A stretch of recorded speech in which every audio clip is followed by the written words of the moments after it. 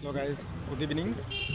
More another blog channel সকলোকে স্বাগতম জনাইছো আৰু আজি আমাৰ সপনত সতে গৈ বহাগৰ যি আখৰা তাৰ প্ৰথমটো দিন আৰু এইফালে দেখিছেই তাত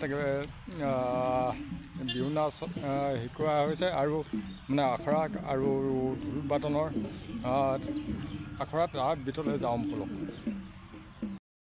সামাজিকভাৱে সক্ৰিয় যুৱ বন্ধুসকলৰ উদ্যোগত আমি প্ৰতি বছৰে এই চেপন হাইস্কুল খেলপথাৰত সতে গৈ বহাগ শীৰ্ষক ঢোল বাদন আৰু বিহু নাচ আখৰাৰ প্ৰদান কৰি আহিছোঁ আৰু এই সতে গৈ বহাগ শীৰ্ষক ঢোল বাদন আৰু বিহু নাচ আখৰা খনিয়ে এইবাৰ তৃতীয় বৰ্ষত ভৰি দিছেহি। আমি যথেষ্ট আনন্দিত আৰু সুখী অনুভৱ কৰিছোঁ। আসলতে বিহুটো জীয়াই ৰখাৰ আমাৰ প্ৰতিজন অসমীয়া প্ৰতিজন সচেতন তথা দায়বদ্ধৰ অসমীয়াৰ প্ৰতি আমাৰ কৰ্তব্য আৰু দায়িত্ব। আমি এই বিহুক জীয়াই ৰখাৰ মানসেৰে এই কৰ্মশালাখনি আয়োজন কৰি আহিছোঁ আৰু বিগত বৰ্ষতকৈ এই বছৰ আমি আৰু অধিক প্ৰশিক্ষাৰ্থী পাই সঁচাকৈয়ে অতিশয় আনন্দ আৰু সুখ অনুভৱ কৰিছোঁ। আমি পোনপ্ৰথমেই আসন গ্ৰহণ কৰোৱাব বিচাৰিছোঁ আমাৰ এই সতে গৈ বহাগ শীৰ্ষক ঢোল বাদন আৰু বিহু নাচ আখৰাৰ সন্মানীয় প্ৰশিক্ষক পাহাৰী কন্যা গগৈ আৰু ঢোল বাদনৰ প্ৰশিক্ষক দেৱজিৎ চাংমাই, লগতে এই সতে গৈ বহাগ আখৰাৰ সন্মানীয় উদ্বোধক আমাৰ প্ৰতিটো অনুষ্ঠানতে বিশেষ পৰামৰ্শদাতা হিচাপে থকা আমাৰ অগ্ৰজ হৰেন ডাঙৰীয়াকো আমি আসন গ্ৰহণ কৰিবলৈ অনুৰোধ জনাইছোঁ।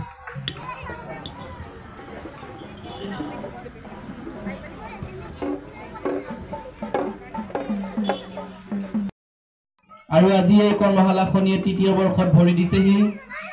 আপোনালোক আমাৰ ভৱিষ্যত আৰু এই ভৱিষ্যতক আমি অধিক সুদৃঢ় আৰু সুন্দৰ কৰিব বিচাৰিছোঁ। তাৰে মানসেৰে আমি এই কৰ্মশালাখনি আয়োজন কৰিছোঁ।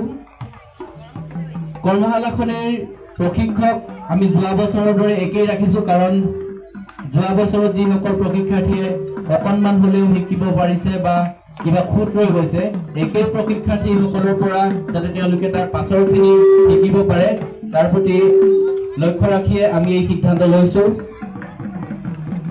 আৰু বিশেষ প্ৰশিক্ষক হিচাপে আমি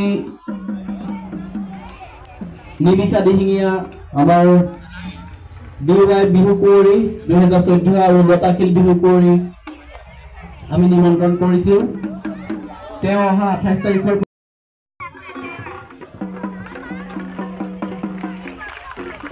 ইয়াৰ পাছতে আমি ঢোল বাদনৰ মুখ্য প্ৰশিক্ষক দেৱজিৎ চাংমাই, তেওঁকো আমি আমাৰ চেনেহৰ বিহুৱানেৰে বিশেষ সম্বৰ্ধনা জ্ঞাপন কৰিব বিচাৰিছোঁ। সম্বৰ্ধনা জনাব জোন বৰা, আমাৰ এই কৰ্মশালাখনিৰ অন্যতম আয়োজক।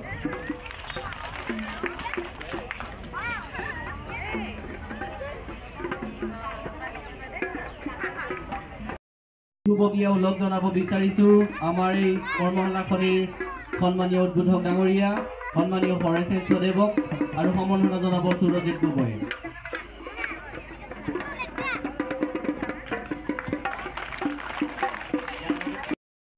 যোৱা বছৰো আছিলোঁ আৰু এইবছৰো আহিবলৈ পাই খুবেই ভাল পাইছোঁ।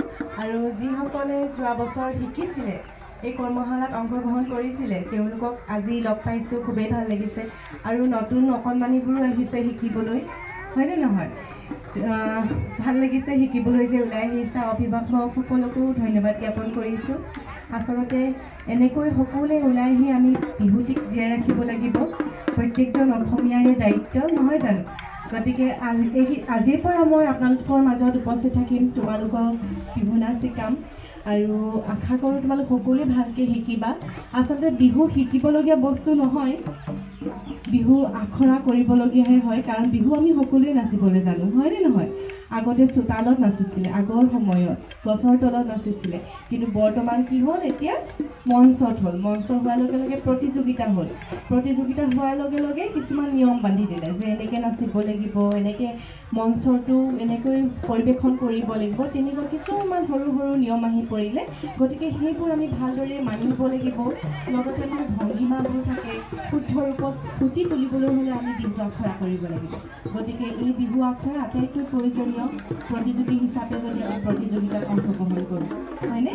গতিকে সকলোৰে শুভেচ্ছা থাকে, সকলোৱে ভালকৈ শিকিবা দেই। ধন্যবাদ। এতিয়া তোমালোকে বিহু শিকোঁতে প্ৰথম কি শিকায়নো? কি শিকায়? বিহু শিকিলে আমি প্ৰথম কি শিকোঁ? ক্ষিতিক ঘেনা বুলি নক'বা দেই। বিহু শিকিলে আমি প্ৰথম কি শিকোঁ? ভংগীমা কৰি শিকোঁ, হয়নে? কিন্তু মই তোমালোকক আজি